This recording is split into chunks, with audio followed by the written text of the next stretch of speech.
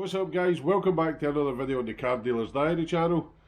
First things first, I want to start off with a quick apology on the lack of content on this channel. So I've thrown up a couple of shorts, I've done a few wee posts, but I haven't really put up any long form content, and the simple reason for that is I ended up slipping into being a garage and not a car dealership. So when Charlie decided that he wanted to take a back seat and go and do other stuff, it left me just on my own, and I hit panic mode with these 2 units in this yard and everything else, and I started booking in work left, right and centre, and I very quickly overwhelmed myself and found myself too busy doing mechanical work for people and not enough time to prep any of my sales cars. So I've got a load of sales cars here. I've got a giveaway car there, the Audi. I've got a load of cars that I got off of Chop's garage. Massive shout out to Chops for helping me out and gave me some cracking deals and some stock. So we've got a little Chevy Spark out there off of him.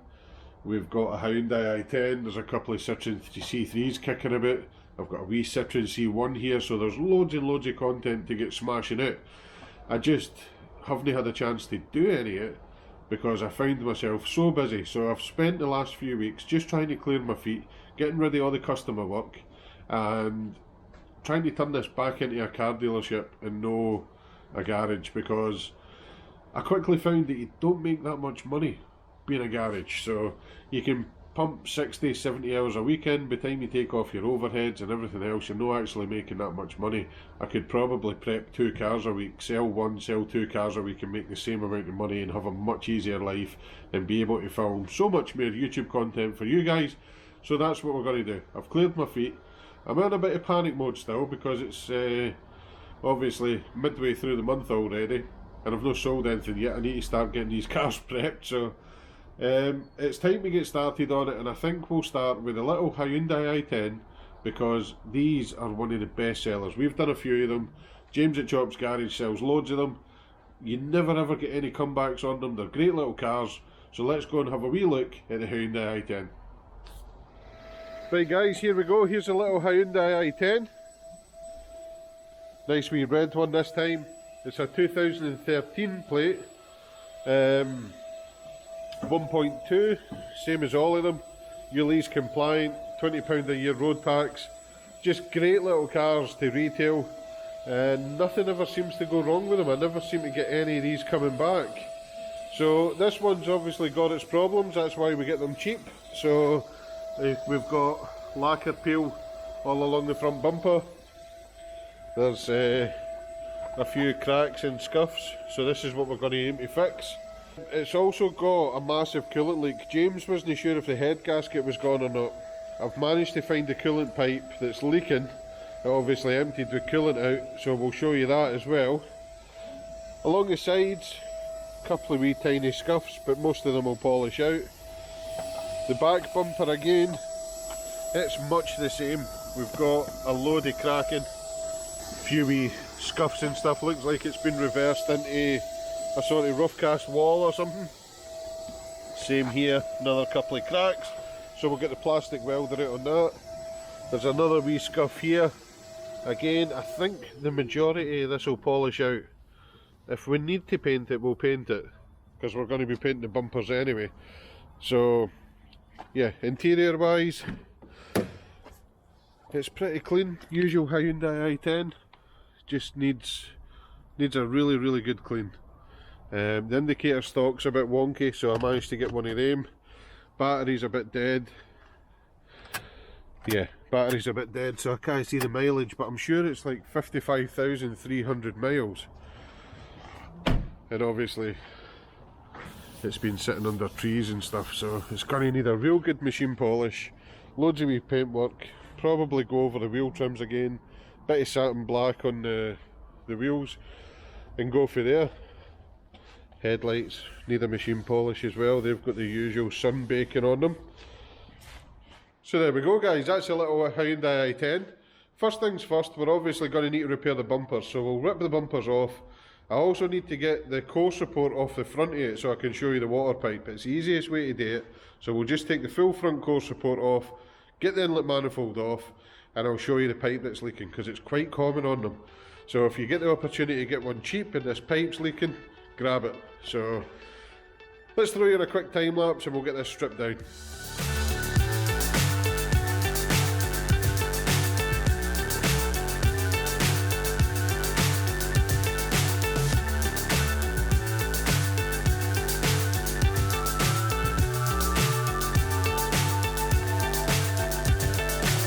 So high, I'm hypnotized.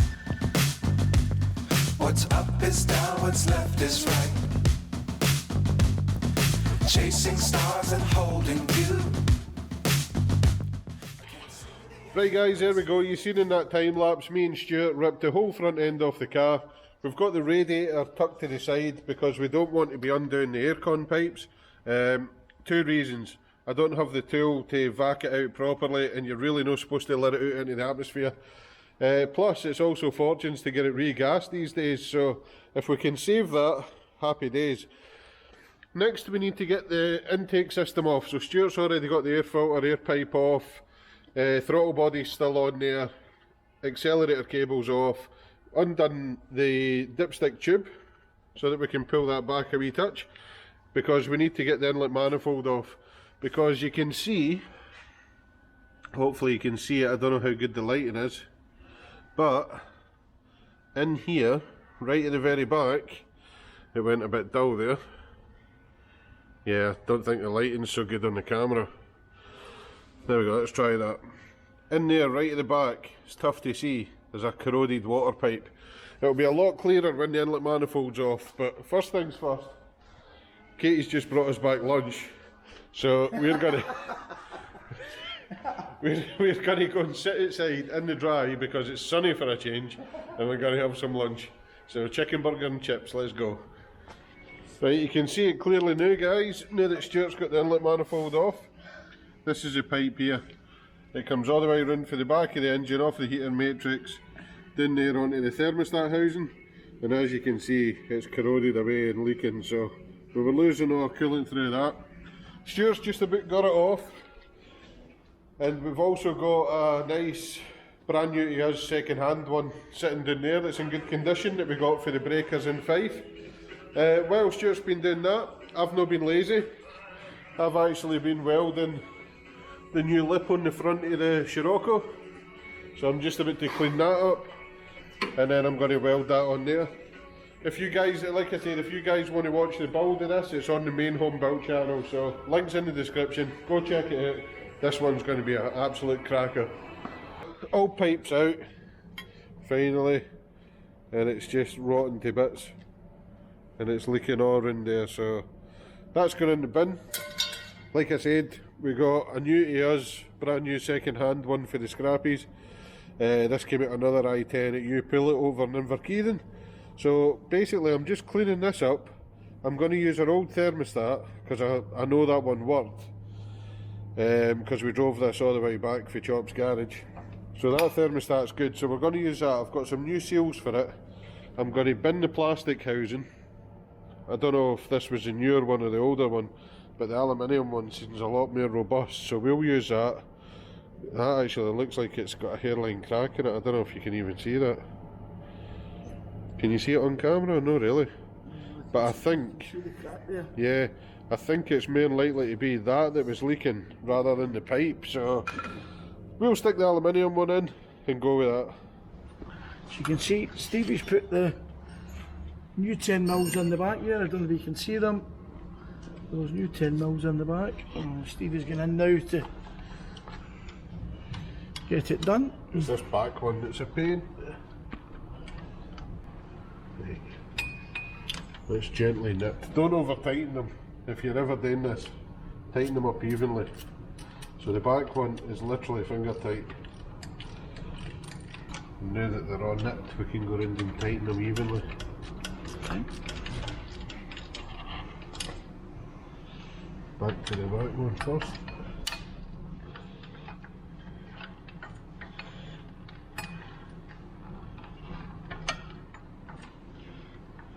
You also don't need to go mental with these, just nice and nipped.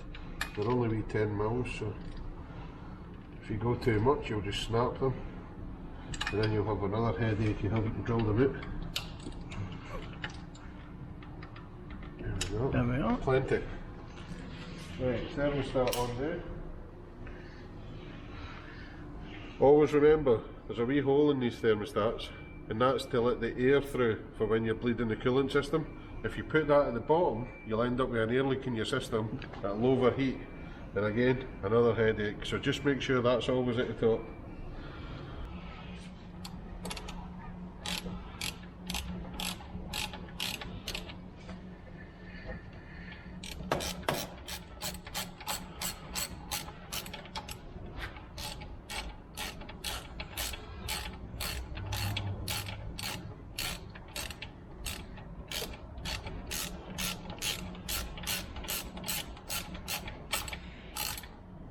There should be a bolt for the front here, Yes.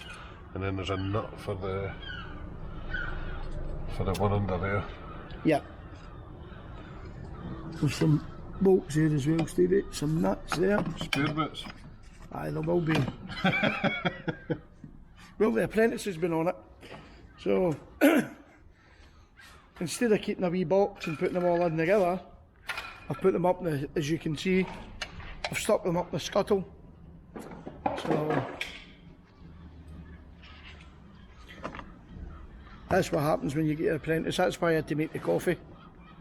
And I think I'll be getting sent back to make the coffee again. So. But in all fairness, this is the first time I've really stripped anything down, so... It's the first time you've done this in depth, isn't it? Absolutely, yeah. Apart from being a TV engineer when I left school, but in depth in the vehicles and cars, stripping anything down, it's the first time I've done anything, so... But it just goes to show with a wee bit of guidance you can do it. Absolutely. And again, it goes to show people at home that, you know, we're watching things like this and learning and just learning for other people, you can do it. 100%. You can certainly do it. You know, if you put your mind to something, you know, do it, don't be afraid. And if there's somebody there, always ask, because you can always learn how to do How's it. it going? Yeah, getting there. Just start. Right guys, there we go. The scuttle panel's all fully welded. We've got that shape back. I've put a bit of seam sealer on it as well. So this is all good. The last bit that we're going to do is this bit here. Like I said, I've already cut that out. Right guys, it's the next morning and we've already started the rebuild. Stuart's already got the manifold back on. Just fitting the throttle body now. And hopefully in the next sort of half hour or so we'll have the front end back on, radiator back on, and we'll be putting some coolant back in it and getting it up and running again. Dangerous times, don't fly too high. Be sure to keep the ground in sight. Fly forever if you keep it tight.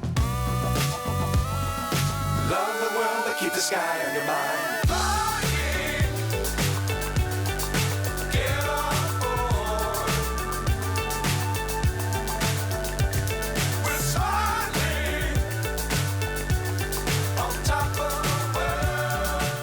There we go guys, she's fired back up.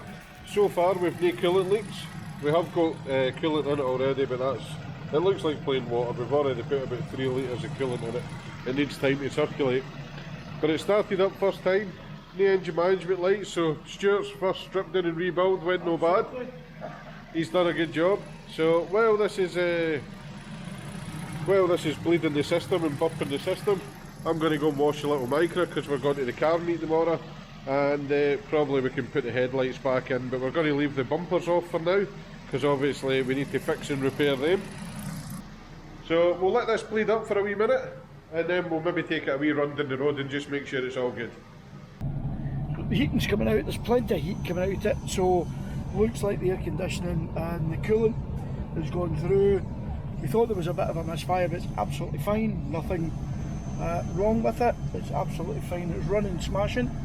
And that's Stevie just getting the gloves off, and Stevie's just getting in. We're going to take it down the road. We've got every faith that the car will work. There we go. Every faith in Stuart's ability. Well, that's great. I thought this had 82,000 miles. It's 55. 55,000 miles. What a car for 55,000 miles.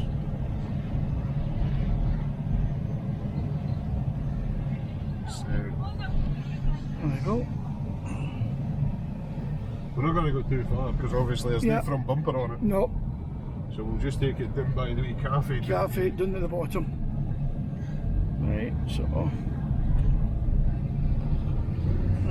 We'll leave the heater on for now just Yep. to clear the system out.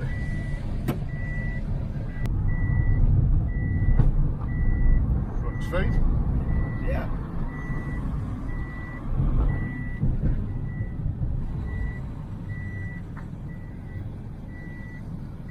The ABS light's on now, but I think that's because that wheel was jacked up Yep. and spinning, Mm-hmm. and the other wheel wasn't. So The computer will be registering a difference in wheel speed, so Okay. it'll throw an ABS fault. But did you see what I found at the side of the road here? no, I just seen it as we were driving down.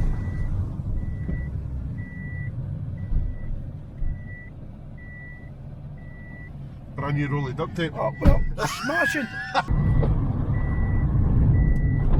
So no clumps or bangs on it. This wee car No. drives great. Superb wee car, a great wee car for somebody who wants to nick into town, low, road tax, ULEZ compliant.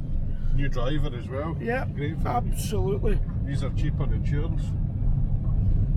Amazing cars. Right guys, the wee Hyundai sat over the weekend and we just need to check the coolant level just to make sure it's not lost anything. And there we go. Coolant level spot on. There's no sign of any leaks anymore. It's all up and running again and happy as Larry. Heater's working, doesn't overheat, fan kicks in, it's all good. So now we just need to get the bumpers done and get this machine polished and a good valet. That can maybe be Katie's job, so yeah. Not much left to do on this for this video, so we'll end this one here and join us in the next one where I'll be showing you how to repair all the bumpers and get them painted.